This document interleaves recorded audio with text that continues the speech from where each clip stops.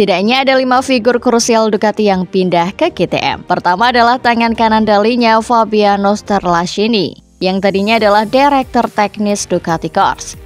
Kedua adalah Francesco Guidotti yang sebelumnya merupakan manajer tim Pramac Racing dan kini jadi manajer tim Red Bull KTM Factory Racing.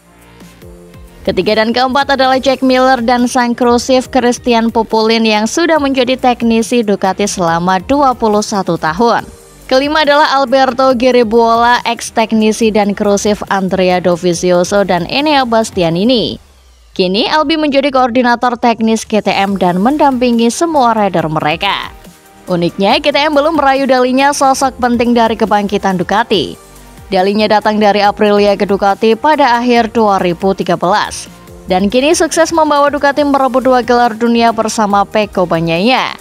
Inilah tanggapan eksekutif board Pierer Mobility AG Hubbard Trunkenpolz soal kans KTM menggait dalinya. Menurutnya, KTM tak pernah mempertimbangkan merekrut dalinya dengan serius.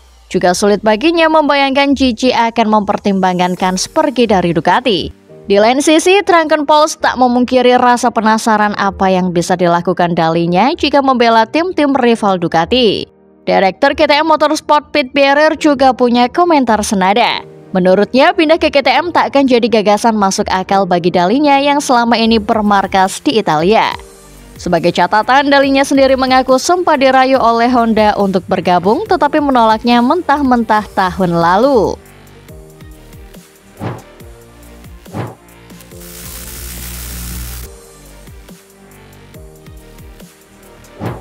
Pembalap asal Italia itu kesulitan untuk sekadar bersaing di papan tengah. Bahkan hingga 7 seri dan 14 balapan berjalan di musim ini, dia sama sekali belum mendapatkan poin. Alhasil dia terpuruk di posisi 23 klasemen sebagai rider reguler terburuk. Kendati demikian, Marini menilai keterpurukan yang dialaminya adalah hal yang lumrah dalam kejuaraan balap motor. Sebab menurutnya kuda besi yang bisa memenangkan balapan sangat sedikit sehingga para pembalap sudah terbiasa jika harus memulai setiap akhir pekan dengan buruk. Walaupun demikian, sejauh ini Marini tak kehilangan motivasinya. Adik tiri Valentino Rossi itu tetap percaya ke depannya dirinya bisa meningkatkan performa motor Honda karena dia masih punya kontrak 1 tahun lagi dengan tim sayap emas hingga akhir 2025 mendatang.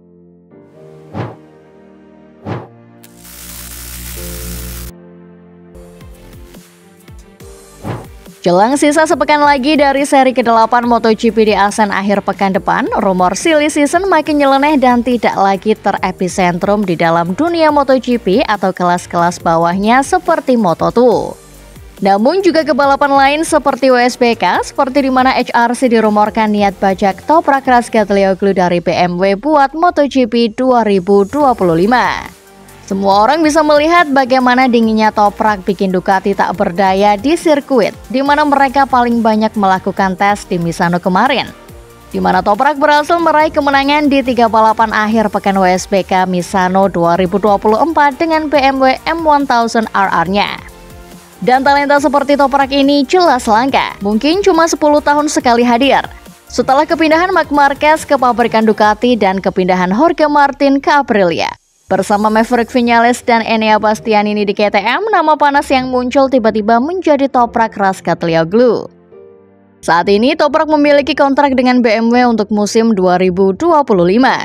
Tetapi manajernya Kenan Sofuoglu telah berpikir untuk membuat kegemparan dengan menyatakan bahwa dia telah memberitahu pabrikan asal Munich, Jerman ini bahwa mereka akan segera meninggalkan Superbike untuk memanfaatkan peluang ke MotoGP.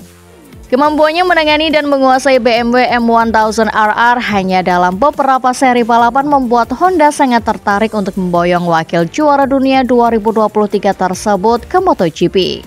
Dan rumor kabar tersebut memang memanasi pedok minggu malam di Misano. Tampaknya HRC telah berbicara dengan Sofuoglu mengajukan tawaran untuk membawa pembalap Turki itu ke MotoGP pada tahun 2025. Namun ketika Sid Marini Mir sudah hampir final buat 2025, placement Toprak mau ditaruh di mana kira-kira?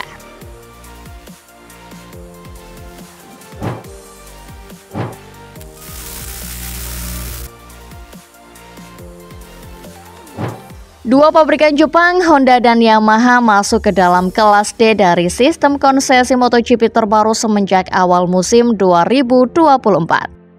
Yamaha telah merekrut beberapa SDM kunci dari Ducati dan memperkenalkan banyak perbaikan baru.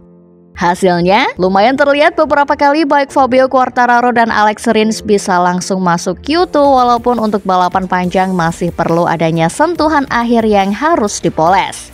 Honda juga mencoba mengembangkan RC213V-nya secara rutin dan tidak ragu untuk mencoba konsep-konsep baru. Namun sampai dengan seri ke-7 di Italia yang lalu, HRC sepertinya tetap mempertahankan pendekatan yang relatif hati-hati dalam proses pengembangan motor. Setidaknya itu yang disampaikan secara belak-belakan oleh pembalap satelitnya Takaki Nakagami. Nakagami memperkirakan bahwa masih membutuhkan waktu lama bagi Honda untuk bangkit. Sama lamanya dengan proses yang hadir di race weekend di mana misalnya sebuah part baru butuh menjalani konfirmasi yang banyak untuk bisa dipakai untuk balapan Grand Prix. Sepertinya HRC masih enggan melakukan perubahan dan eksperimen skala besar dalam hal kebijakan ini.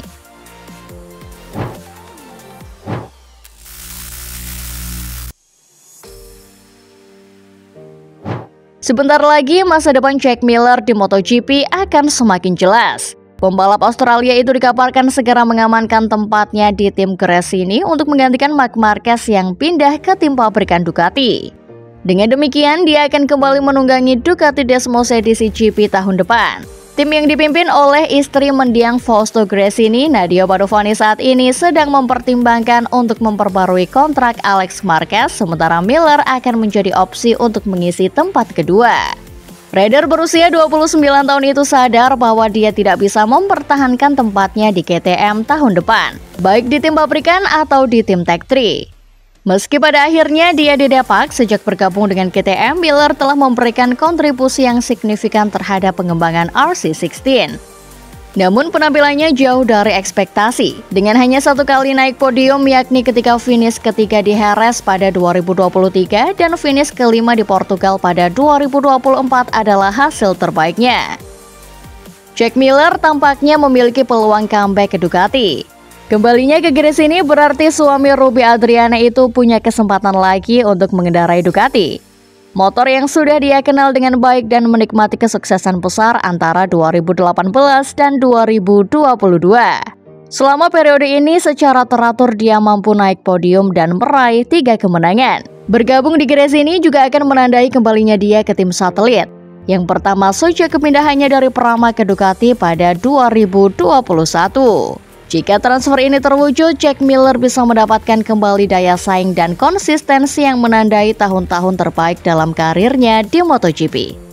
Babak baru ini dapat memberikan dorongan baru pada karirnya dan memungkinkannya mencapai tingkatan baru.